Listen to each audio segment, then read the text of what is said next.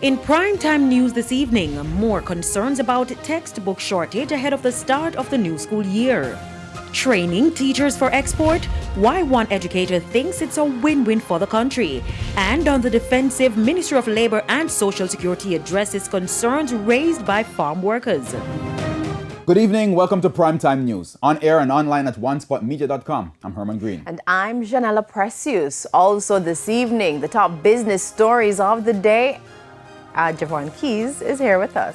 Thank you so much, Janella. Well, the real estate industry grew by 1.5% in 2021. I'll tell you more a little later on. All right, thanks, Javon. And we go to Jordan. He'll tell us about the ladies. They're still on top. Jordan? Oh, yeah.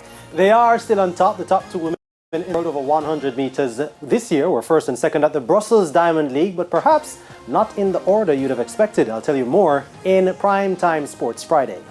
All right, looking forward to that one. There's also sports commentary, E-Prime, and weather. But before the break, the feedback question. This evening we're asking, what are your views on a proposal to train surplus teachers for export?